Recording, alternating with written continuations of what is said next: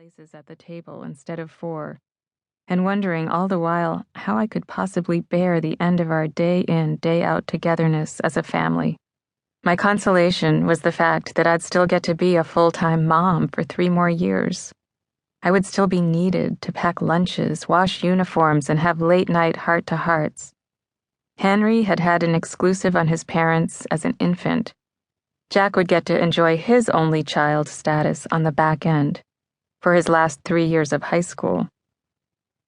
"I'm a little jealous 'cause you took a total babe to prom," Jack had written in a funny graduation sonnet for his big brother. "But hey, bro, I'll own the bathroom once you're gone." We would miss Henry terribly, but I knew what Jack meant. He was about to get a lot more space.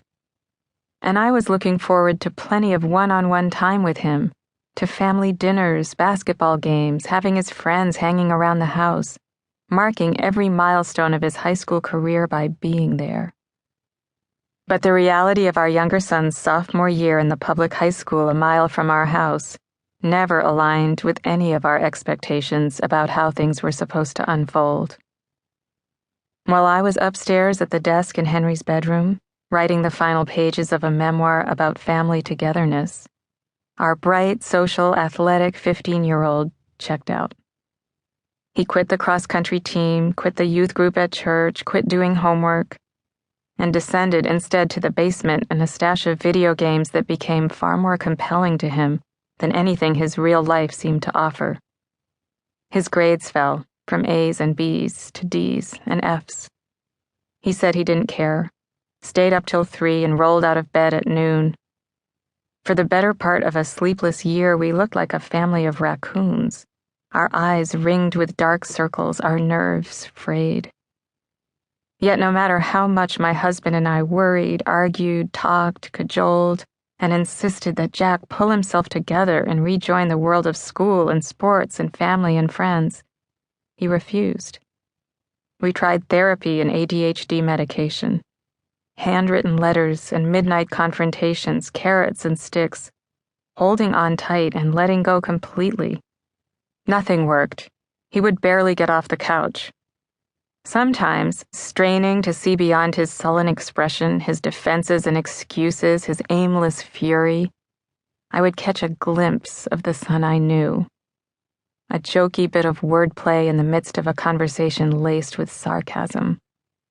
A sweetness in his eyes as he cuddled with the dog, or a cry of despair from some still, tender place inside.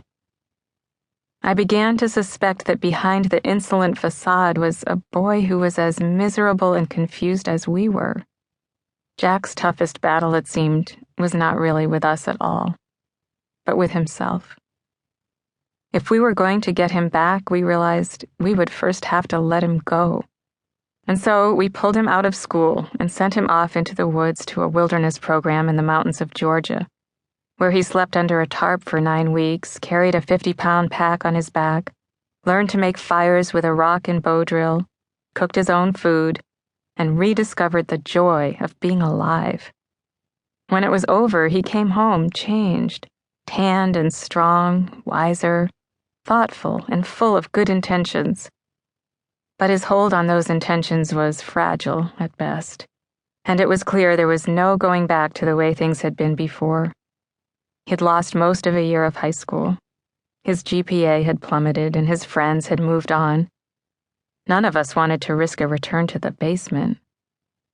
So, although boarding school had never been in the plan or in the budget, we began looking for a place that felt like a fit, a school that would be willing to give him a second chance, and that would challenge him as well, a new community where he might continue to thrive and grow. By the time Jack and I make our way south to the Berkshires and our final school visit, we are both in good spirits.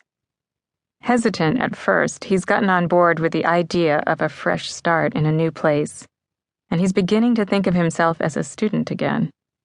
He's written an honest, thoughtful essay about his time in the woods, filled out 6 applications, and dared to imagine a better future for himself than the virtual existence he had swapped for reality for far too long. He's serious and forthcoming in an interview, talking about the ups